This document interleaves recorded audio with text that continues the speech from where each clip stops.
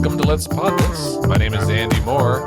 So glad you're joining us on this another Friday afternoon. It is less nice this week than it normally is on Fridays when we record. It's not bad. It's a little sweaty, a little thick out there.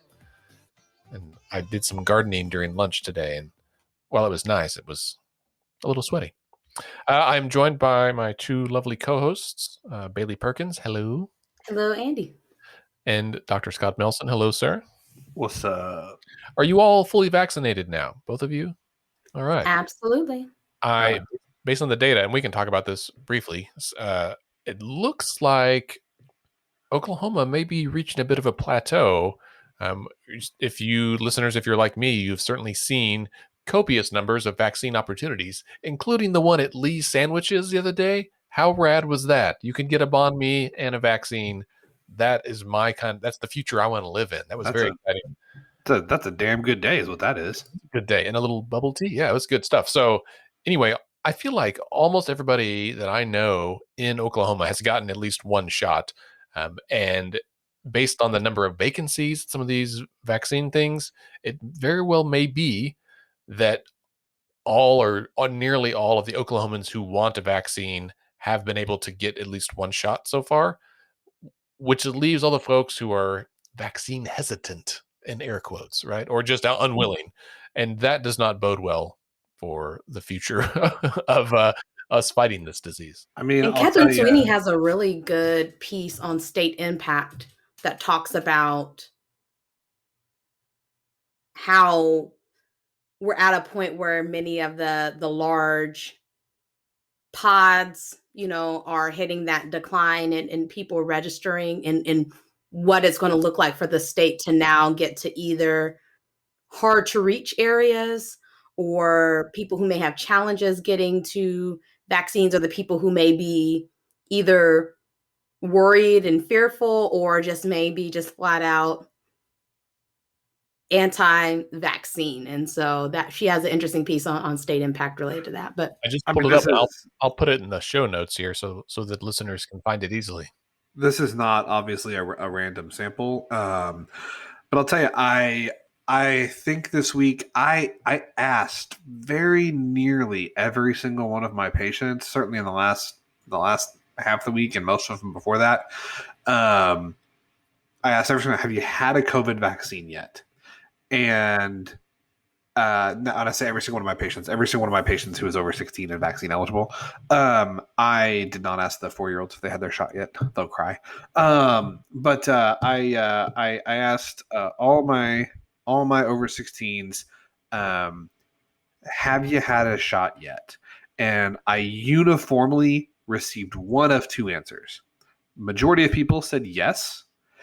The people who didn't say yes, without exception, said no, and I don't want one. So now this is, like I said, it's not a random sample, but that's really concerning. And I think of everybody, of everyone who told me that, and that's probably 20 or so people that I said, can I try to talk you into it? Some of them said, I mean, if you have to, but no. And I was like, okay, well, I'm going to. And then some of them said, sure. I think I changed 4 minds, maybe. And then I had one person who really wants to get the shot. I think she didn't, but after talking to me, she said she felt a lot better about it and said that she felt like it was the right thing to do. But she's not sure that she will because none of the rest of her family will get the shot. And they have told her that if she was to get the shot, she can't be around them anymore. Not that she can't be around them if she's unvaccinated. She can only be around them if she's unvaccinated. If she gets the shot, she can't be around them anymore. How would they know? I guess you'd have to lie to your family, which is probably easier for some people than others. If you just got it and then didn't say anything. I mean, yeah, it's it's just so, and that's scary, to think that like we're at something like, I think it's close to what was it, like 1.3 million people have gotten their first shot. So assuming that they all follow through, we'll have 1.3 million people who are fully vaccinated in Oklahoma.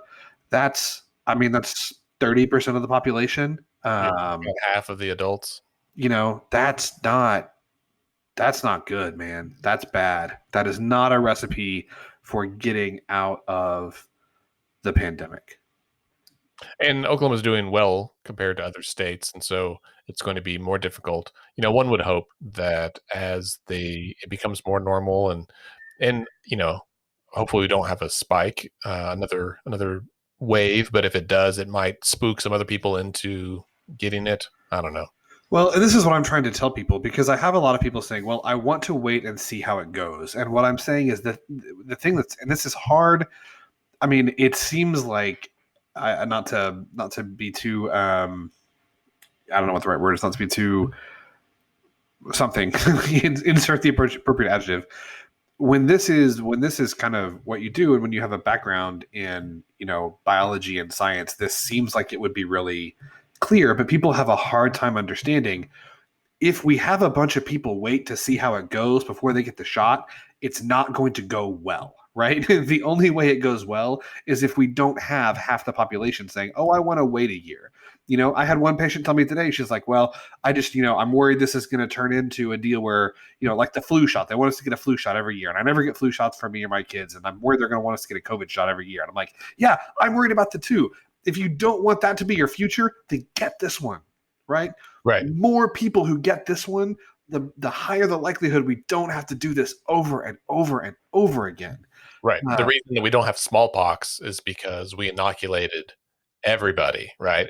And it got smaller and smaller, and until it was eradicated. And that's how you eradicate diseases, is by vaccinating the food of everybody. I will also say that the folks whose minds I have changed, I've had a couple of people who really just didn't understand how it works, and they said, "Well, can you explain how it works?" And I did, and they were like, "Well, can you explain how you know it's safe?" And I said, I did, and they're like, "All right, well, I trust you, so all right, I guess I can do it." But for most people, the argument that's going to change them is not the argument about how it works or the safety data or anything else. And quite honestly, unless you are someone who reads that kind of stuff for a living, it's probably not a good idea to try and delve into that and explain that to somebody anyway. The argument that I have found most persuasive, I mean, this is the last thing I say to all of my patients, is here's the thing. I love you and I care about you, and I want the same protection for you and your family that I made sure I have and that I made sure my family has. I made sure that my family is as safe from this as we can be, and I want to make sure that you and your family are as safe as you can be from this too. And that is the thing that seems to um, help the most. So if you're out there trying to, like, how do I convince these people in my life? I would say don't try to take a let me convince you of the facts approach. I would say appeal to your relationship with them and your common humanity with them, and take that approach more than your facts are wrong. Appeal to their humanness. Anyway, that's my rant.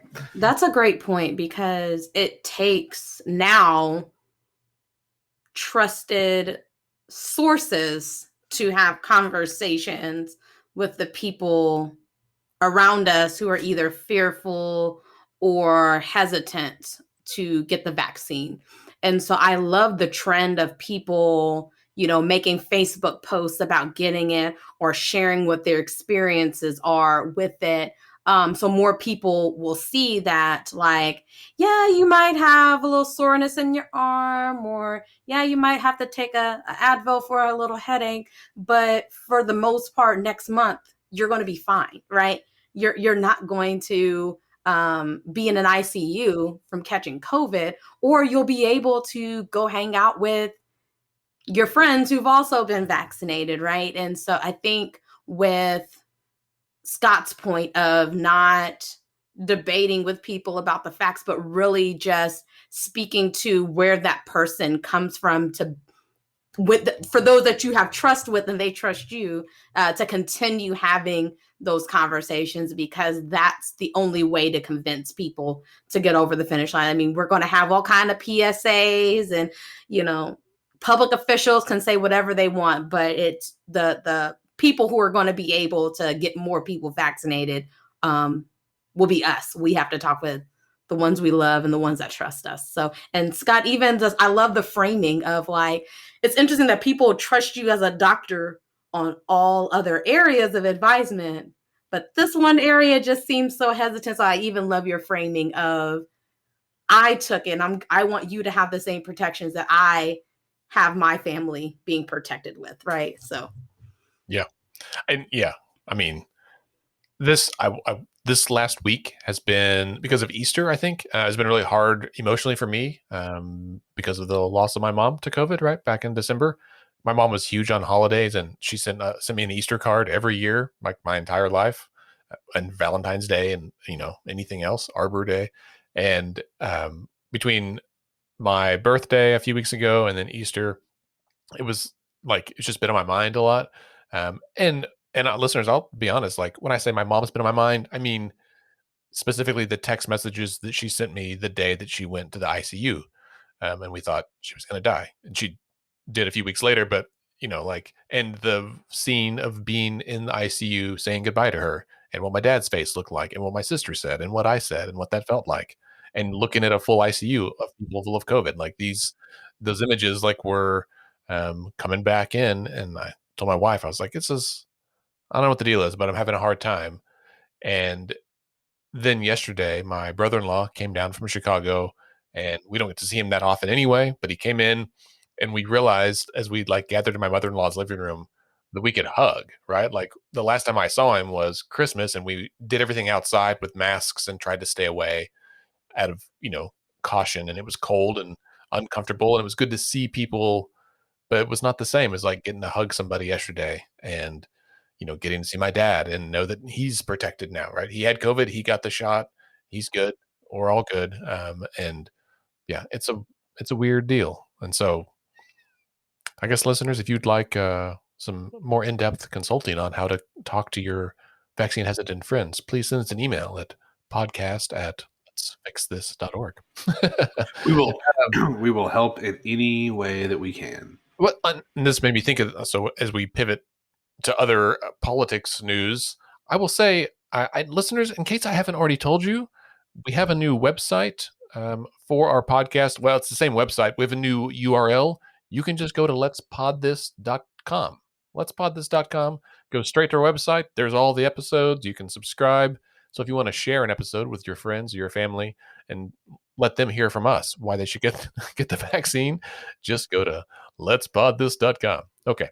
well, and if anything, if people want to stop hearing about COVID on the podcast, then that means more people need to get their vaccine so we can get through the pandemic and then start in the recovery process so we could talk about other things. So that gets us closer to not talking about COVID on the podcast. I'll be honest, I feel like a lot of times this kind of season of the show, I have not had as much to say about the legislative goings on because I'm like knee deep in thinking about COVID and work related things all the time.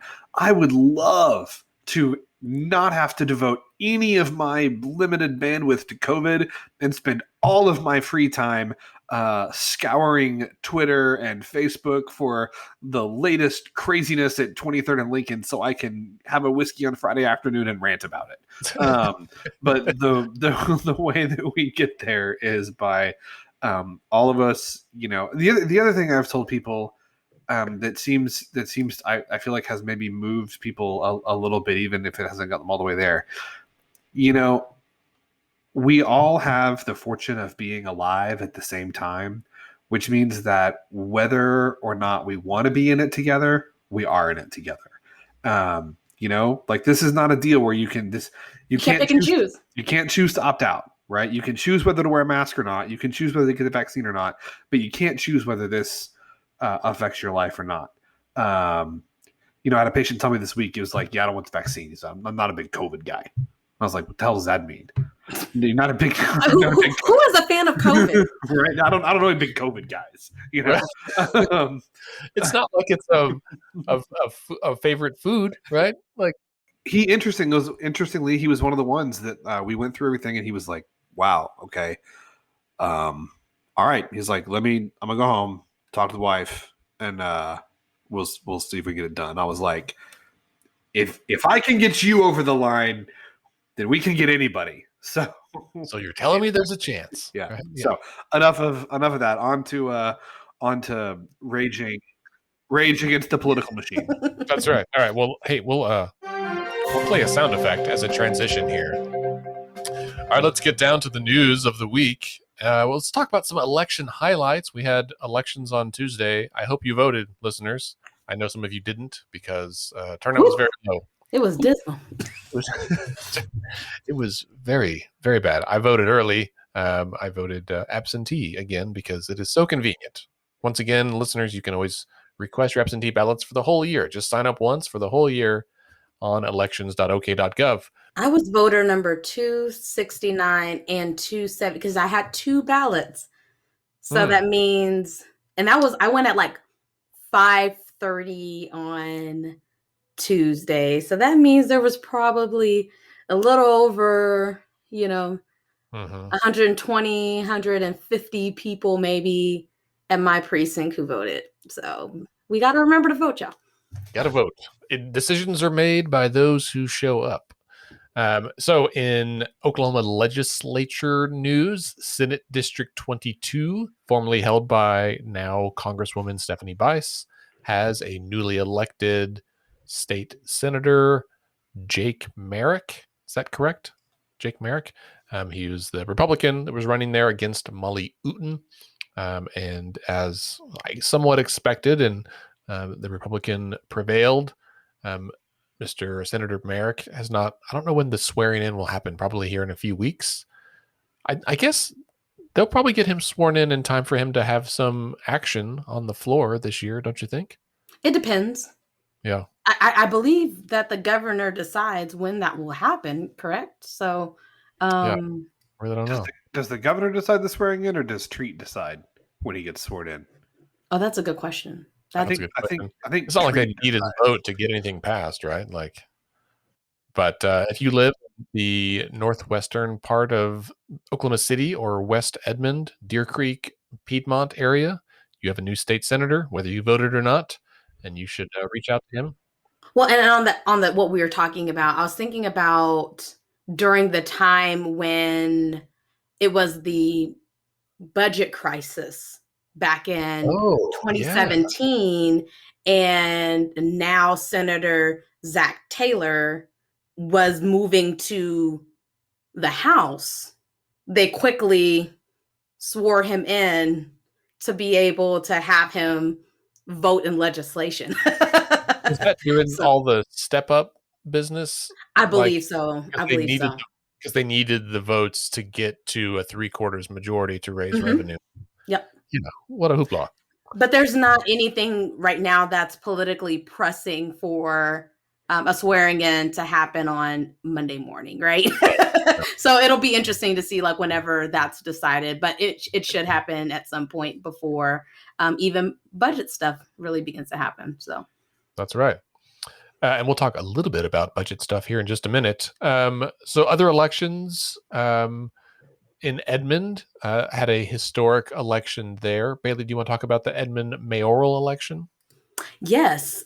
They elected their first Black mayor in Edmond. And what's special about that is Edmond was once a sundown town, meaning that Black folks couldn't come into the area in the times of Jim Crow, before the sun went down. Otherwise, that could mean they could be harmed by people in the community or even by law enforcement in the areas. And so it's really special for that election to have happened. I guess I didn't realize that Edmond was a sundown town. Mm-hmm. And the mayor's name is Mayor Darrell Davis. He's been a city council member, right? Mm-hmm. Yes. Yeah. There's a reason that MLK changes to Eastern. Oh, when it gets to Edmond. Yeah, when it gets to Edmond, it becomes Eastern, and that was a change. I forget what the year was, but that was a change made by the Edmond City Council to not have Martin Luther King Boulevard extended to Edmond and call it something else. So Well, okay, well that's interesting. So they changed it from MLK to Eastern, Yeah, which means it was named MLK after the 60s, right? And then they changed it to Eastern since then. yeah.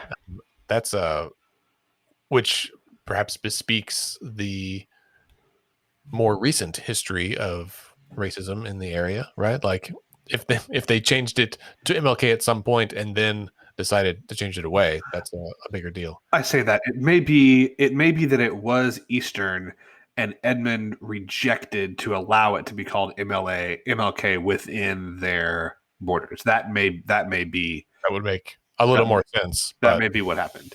But it I don't was a want it was a it was a proactive change. to. It wasn't that like, oh, we're only going to call it MLK between these blocks and these blocks. It was, we're going to make the name of the street MLK, and Edmund said no, not in Edmond, you're not. That would make sense. Like when OKC changed it, then Edmund said no.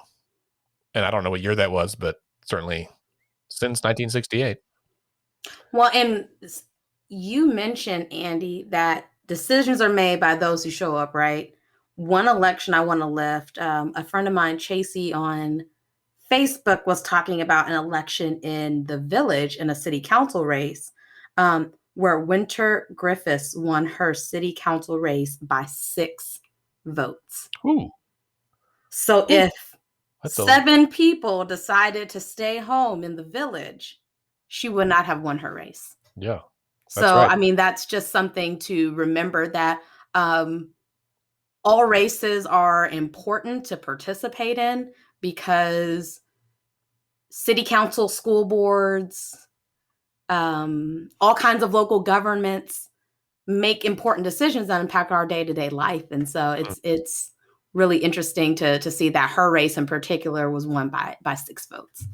I remember several years ago there was a city council race in War Acres that was won 12-8, and I was like, so not even so not even 21 people collectively voted in this particular race. And War Acres is not a large city, but come on, man, like you couldn't get 13 people to vote for you. Like it shows how important it is. And right next door to War Acres in Bethany, they're having all kinds of problems with city government right now, like audits and all kinds of stuff going on. And so um, if you want to really get hurt by something, local government, if it's not working for you, you're going to feel it at with your water, with your garbage, like with your streets. It's really going to be a big deal. So don't forget to vote every time you can. All right. Also, in this is still local government. Oklahoma City Public Schools had several races. One for the board chair, right? And Paula Lewis retained her seat as board chair. But also, am I correct in saying that all of the OKCPS seats that were up for election were won by women? Mhm. Is that correct? Yes.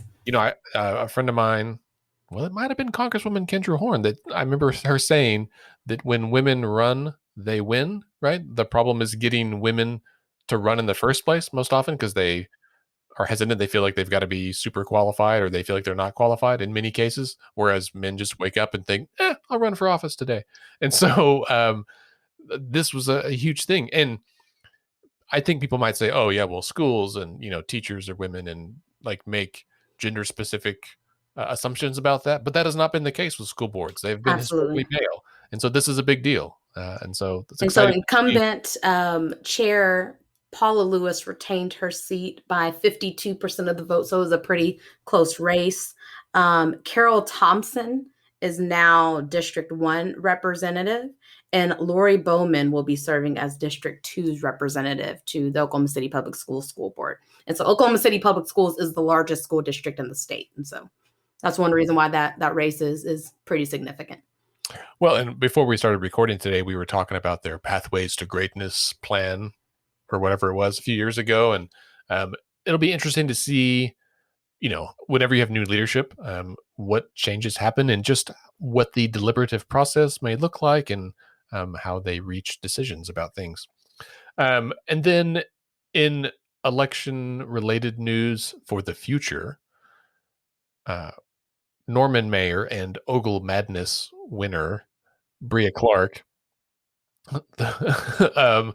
announced this week that she will be seeking re-election next year, I guess, for the mayor of Norman. And her tweet that I saw said, um, like her announcement thing said, "I'm not. I have a big announcement. I'm not running for governor. I'll leave that to Emily Sutton." And which is funny, and I think a lot of people probably expected that she meant Emily Virgin, who is the state rep from Norman, but no, she actually referred to Emily Sutton. Emily Sutton could win a governor's race. Well, but Emily Sutton is the person who was competing with her in the finals in the Lost Ogles March Madness bracket, because they always pick local News news personalities or political figures to compete against or even just random staples like I think like the Brahms the Brahms milk bottle was one of the competitors. So Emily Sutton, I do think, is like universally loved. My mom might have died with only one regret, and that's that I didn't somehow marry Emily Sutton. She really loved her. It's funny. All right. Should we talk about some legislative news? Oh man, because the legislative process was certainly being challenged and finessed, and you learn all the ins and outs of it as you meet these different points in the political deadlines. So, I mean, the policy deadlines. Robert's Rules has a few exceptions that were enacted this week. So this is yesterday, Thursday, the 8th, was the committee deadline, the opposite chamber committee deadline for most bills, not all bills, right? There's still some just not appropriations. Yeah. Anything non-appropriations. Not appropriated or not somehow labeled as an appropriations bill by leadership. Which means that this was a big hurdle, right? So anything else that was like still floating around, this was a good chance for them to get weeded out.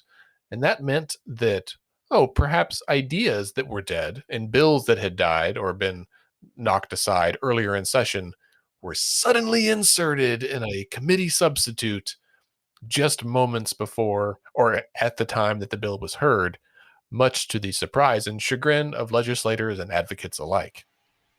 And listeners may remember that in earlier podcast episodes and just over time, when Andy talks about legislative process, he always talks about how a bill may have one label at the beginning of session, and then you get a few months in and it could be a completely different bill language on a completely different topic. And this is the point of the year when we see a lot of those bills transform into what was once a bill about water quality now turned into a bill about education in some way, right? So yeah, there was some big ones. So there was, two of them that I saw a ton of in the news, and now I'm thinking about all the big contentious issues this week.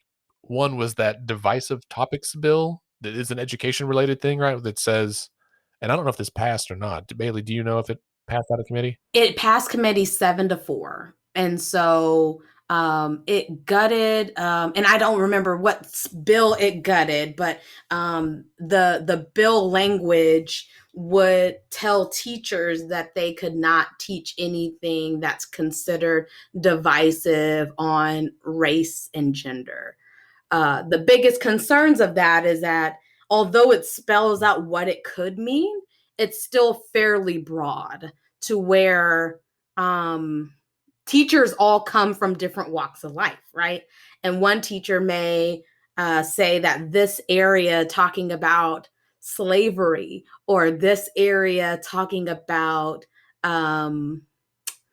things that happened with stolen lands and how the country was formed, right? They may consider those divisive topics and say, we're not going to talk about those things because they're related to race and gender in these kinds of ways, right? Or we won't talk about the Trail of Tears because it's divisive, right? And so it just really leads to this rabbit hole of subjectiveness and cherry picking, and even the government telling educators what they can and can't teach, right? So that even that that perspective of like government overreach. And so there's a lot of concerns about the implications of the legislation.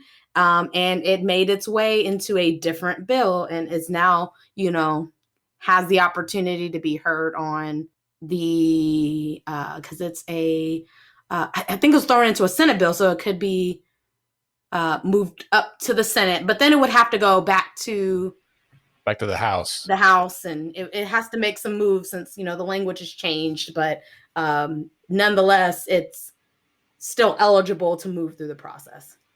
It's just bananas. The idea that we wouldn't teach quote divisive topics because like just speaks to like just smile and nod and go along with what we tell you to do. Well, as a society. I asked this question on Twitter this week, and it was a little bit tongue in cheek, but I'm kind of curious.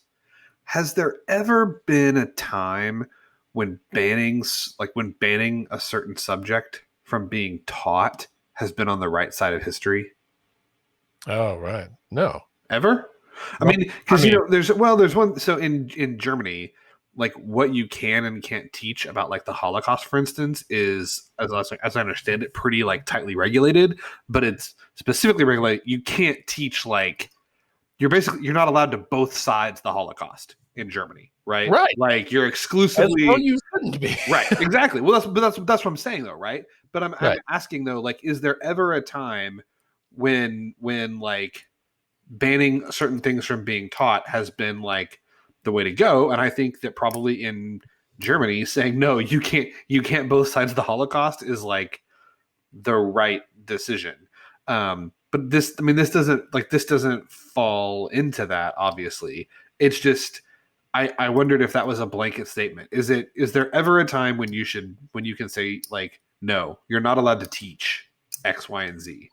I mean, I would think in bizarre, probably like has not actually occurred ethical things like you shouldn't be allowed to teach cannibalism or something, right? You can't exchange recipes for human flesh. That seems a no-brainer, right? But I'm gonna hope that hasn't come up, right? But I think you also got to go with the intent behind this, right? Like, it's because let's say someone wanted to have a class discussing Southern pride and the quote Southern culture that is often used as a guise or a blanket term for white culture in the South, right? And I wonder if you would say, well, we can't. I'm sorry, here's what I'm asking. If they would come back on a parent or a teacher and say, oh, you can't teach about Southern pride because it's a contentious topic. I would imagine if the certain people were like, well, no, we're going to teach it in this way, as long as it aligned with the authors of this bill and the supporters of this bill, then it's okay, right? Something that I might view as contentious, they would view as okay. That's what I'm trying to say. Yeah. No, I mean, and that's the problem with creating this subjectivity, right?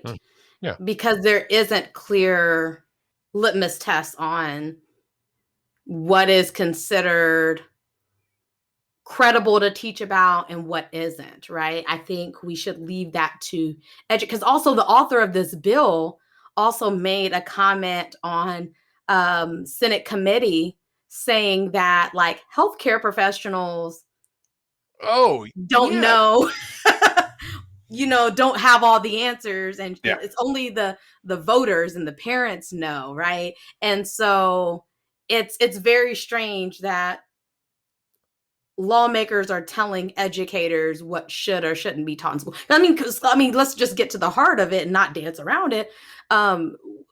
They don't want to talk about privilege, right? They don't want to talk about, for example, what happened on January 6th and describing the insurrection, right? There are things that can be uncomfortable, especially that challenge the norms that people have been conditioned to believe in this country. And if that goes against an ideal that someone is teaching their child, then suddenly it's wrong and it shouldn't happen in schools. And so that's what the bill is trying to suppress. And it's dangerous. It's Yeah, dangerous. man. Let's speaking of crazy things that were said this week in legislature, that's one of them. I texted one or both of you about that. When was it Humphreys that said it? That said, someone up there said, No, it was Jet. was it? Oh, that's right, it was Jet. So, Humphreys, the author of the sports girls in sports bill, Transgenders bill. Mhm. which we can talk about in a second. But yeah, so yeah, Senator Jet said that um, healthcare workers don't know what's best. It's the voters, the people back home that know what's best. And this was about a mask mandate related bill that would ban mask mandates. And yeah, so if the contentiousness is science, like we've got bigger issues at work in our society, I think. Speaking of that, of the trans women bill, so another very contentious bill that was another committee substitute that got just substituted right back there at the last minute. It changed an education finance bill and inserted language from a bill that had previously died that would ban trans women from participating in sports, both K through 12 and in college. And it passed out of committee, um, despite tons of outrage. And these are the kind of bills I think that open us up for the potential for lawsuits, right, and Yep. costing the state money. Yep. Especially when you look at historically who's been allowed to participate in what, right? Um, it ties back to Title IX, and looking at like equal protection, for instance, right? It was a long journey to even get to a point to say that women can play sports and they should have equitable opportunity to play sports, right?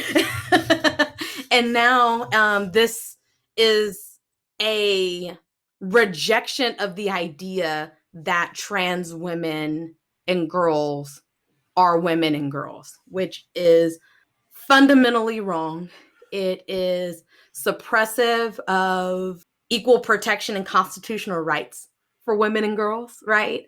And so it goes into a whole lot of challenges that we're seeing grow across the country, right? I don't think we see a mass number of trans women dominating every sport. You know what I'm saying? Like, there's not a rampant problem that warrants No, and this representative, language, right? It's no, trans women and trans men should have equitable opportunity to participate in anything that any person is able to participate in society. yeah, no. Representative Humphrey said there are, quote, men who are acting as women that are shattering women's athletic records. And he said that without evidence. And when he was interviewed and asked, he said, well, this isn't a debate about transgender issues. This is about women's rights and women being allowed to compete equally in sport.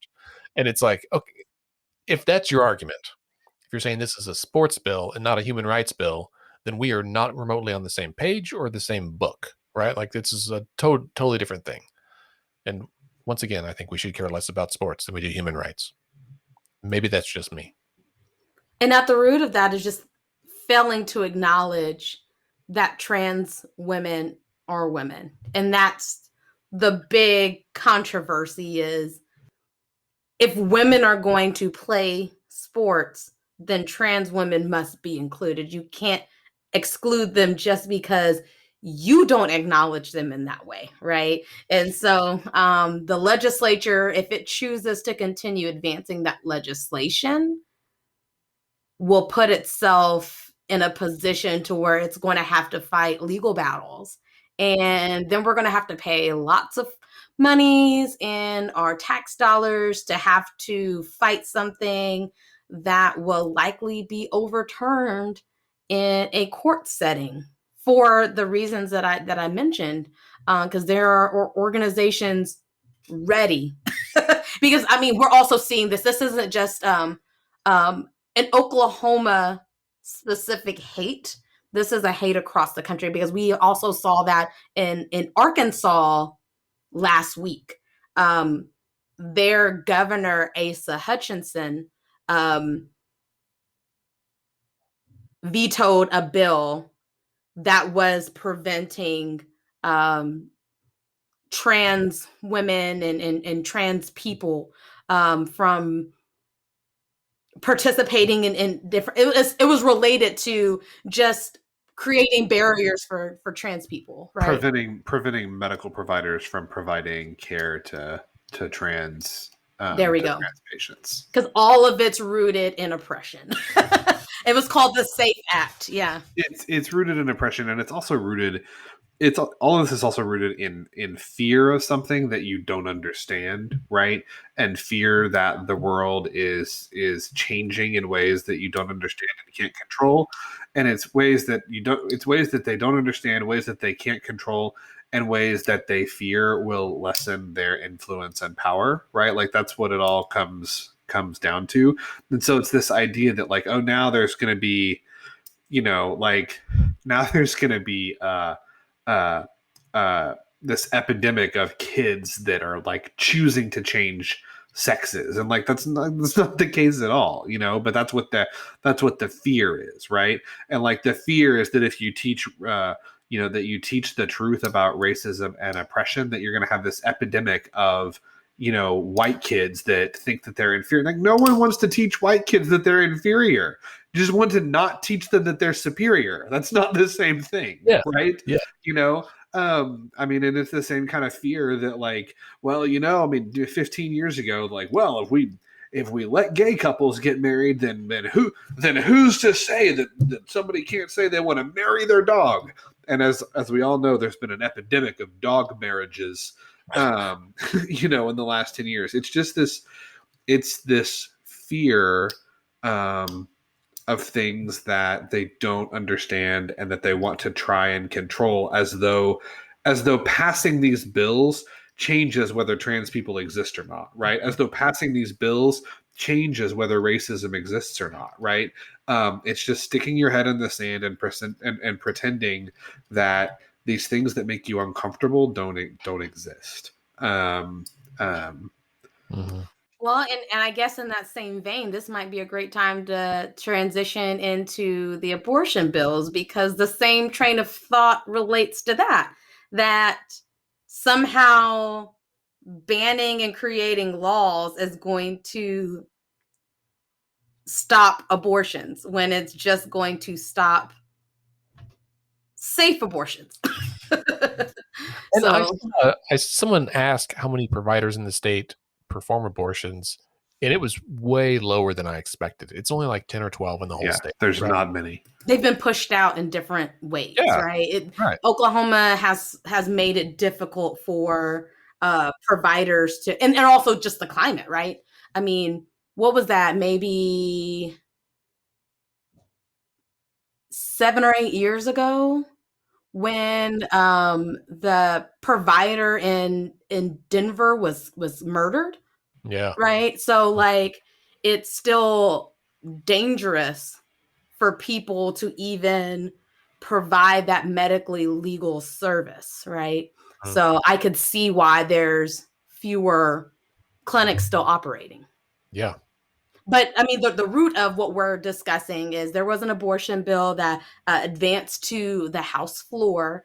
And this is an issue that is very politically divisive, because people are have very set views in how they see the issue. And Representative Olson, in his debate on the House floor, compared abortion to the Holocaust. And he said ending abortion is more important than ending slavery. And so his language was also so offensive and racially biased that a lot of people have called him out on it, including Representative A.J. Pittman had a statement, and several other lawmakers expressed disappointment for the insensitivity in the comparison. Sometimes a lawmaker will make a comment that is like offensive, and sometimes it happens unintentionally, and then someone goes over during a break and talks to him, and they apologize later, and that did not happen here. I mean, Representative Pittman went and talked to him, and he basically doubled down and was like, "No, that's what I meant. Like, I think abortion's a bigger deal than slavery," and everyone was just like, "Well, okay then." Yeah, it's been a real banner week at the legislature. We did have another bill this week that was less terrible. Yeah. So we get to say that on the show. We had Representative Marcus McIntyre has a bill, House Bill, I believe it's House Bill 1091. This is another of the infamous committee sub. This passed out of the Public Health Committee 9-1 on Wednesday. So as we've talked about ad nauseum on this show, Governor Stitt has been pushing the Oklahoma Healthcare Authority to adopt a managed care model, but specifically wants to adopt managed care by outsourcing the MCO to third-party companies. So these would be insurance companies that would be in charge of implementing managed care in Oklahoma. Representative McIntyre has a bill that would do managed care, but basically says we're not going to use third-party MCOs, managed care organizations. We're going to basically tell the healthcare authority to implement managed care in-house, like to design their own system and do it in-house. The governor was not a fan of this. He released a statement that said, "It is irresponsible to use hundreds of millions of taxpayer dollars to require a state agency to create a program that already exists and is successfully implemented in 40 other states. Oklahomans do not want to follow Joe Biden's playbook and continue to grow a single-payer, government-run healthcare program that has led to Oklahoma ranking 49th in health outcomes. Oklahomans want and deserve better, which is why Sooner Select is the right path forward to improve the health of Oklahomans." I would say two things. One, I think Oklahomans do want to do this because that's why they voted on a state question. A majority of people voted to amend the state constitution and do exactly that too. Joe Biden has been president for less than 100 days, and we've been ranked at the bottom of health outcomes nationwide for many, many years before Joe Biden occupied the White House.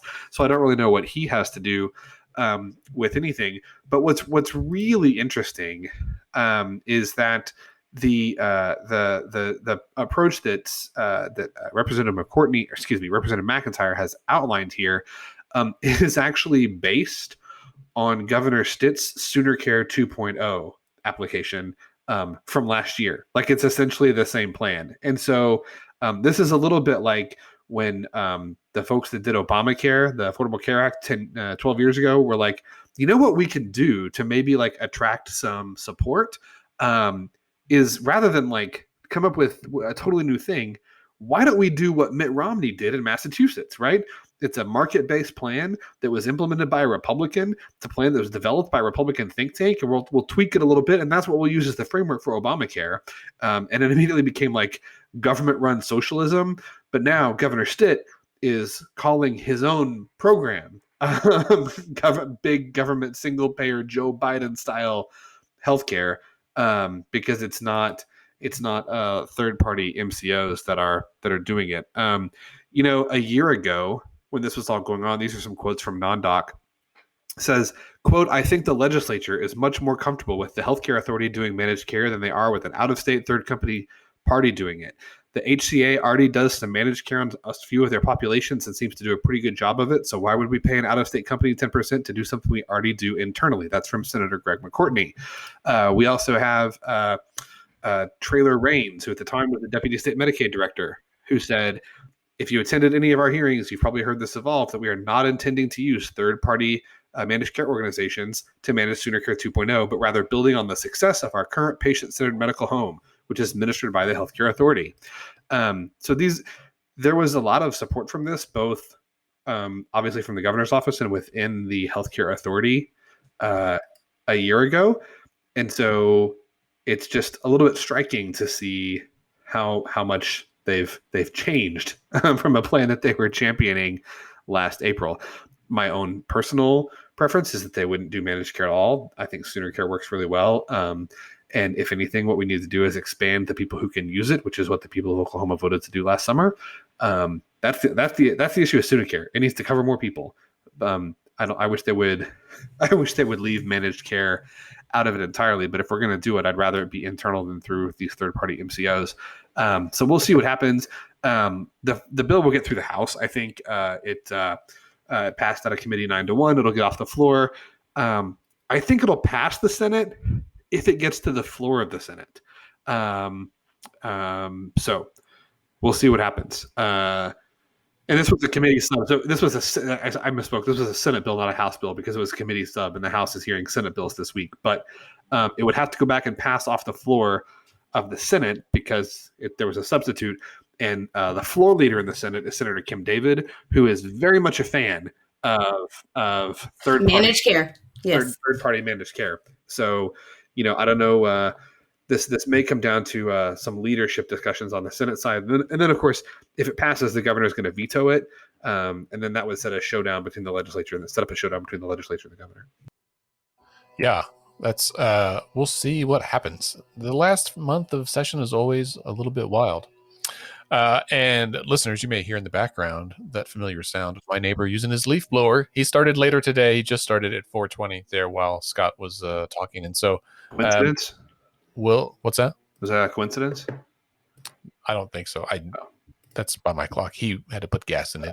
It's been a few months. We haven't heard him on the Friday afternoon. So he doesn't. That means it's springtime. He doesn't use a little medicine and then go use his weed blower. It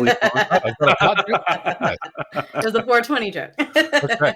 Well, hey, we're about to wrap up. We've got one other thing with the legislature that we want to talk about. But first, let's hear a word from our sponsor this week.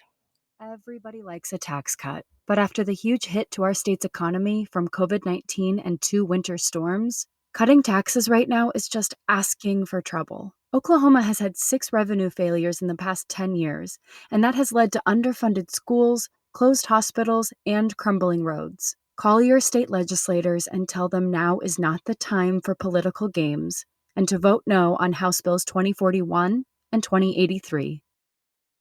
Okay, so that is a audio commercial that you will also hear on the radio, I think, from Taxpayers for a Better Oklahoma, which is a coalition of individuals and organizations from across the state, of which Let's Fix This is a member, as well as a whole bunch of other groups, because there are these 2 bills that are mentioned there and that are bad news. We talked about them already. We talked about them with Paul Shin from OK Policy a few weeks ago. One of the bills, though, it seems to be dead, right? The Speaker McCall's bill, actually, for the corporate income tax eradication, basically, that would, I think, as we described, would essentially give a tax cut mostly to companies in California and overseas, right? More so than Oklahoma-based companies. And so Senator Treat yesterday said the Senate has no appetite for this. No appetite. And so it looks like that bill is dead.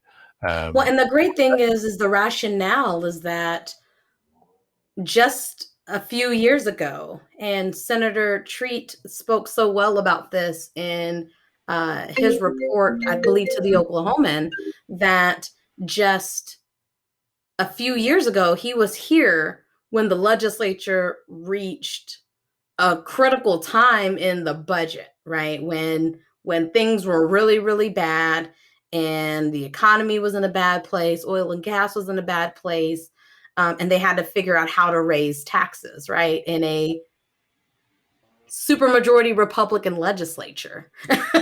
And then they got to the point where they had to find money for a teacher pay raise. And you know what I'm saying? So having all of that context from their experience in the legislature, he applied that to say, I know that, this money that's coming in from the federal government is not going to last forever. And we have to think about Oklahoma's future, right? We have to think about making sure that our services are secure, that we have money in the rainy day, but right. So thinking about those obligations the state has to take care of its people. And so that was really the heart of what he shared as to why the Senate doesn't have an appetite to do that. And it's incredibly commendable. Now, there is still discussion about other tax cuts, like individual tax cuts, or and a couple of others that may come up through the JCAP process, but at least to hear that the legislature is not interested in a corporate income tax and eliminating that at this time is very promising. You guys know that old song? Ding dong, the tax cut's dead. Well, it's a classic. For now, because we know that things do come back. So, I mean, we have to keep the political pressure going. Or it's a sad trombone, I think. There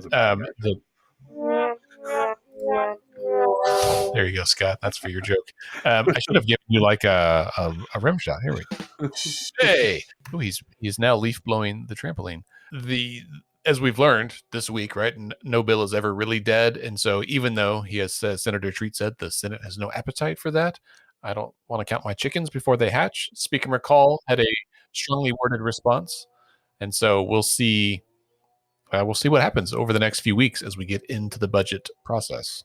And listeners, I really encourage you to go back a few weeks and listen to our podcast session where we had Paul Shen and we discussed tax policy and particularly like the EITC around this time. So if the legislature is considering doing tax cuts, then that might be the best targeted tax relief to provide Oklahomans. We had a really great discussion about that. So definitely take some time to give that one a listen again. Yeah, because it's going to be very relevant in the next few weeks. That's exactly right. All right. Well, on that note, let's wrap it up for this week. Bailey and Scott, thank you for being here. Thank you, Andy. Scott's too busy dancing. Listeners, thank you for being here as well. As we said several times during the episode, decisions are made by those who show up. Please find ways to show up for your community, for your friends, for your family. Have a great weekend.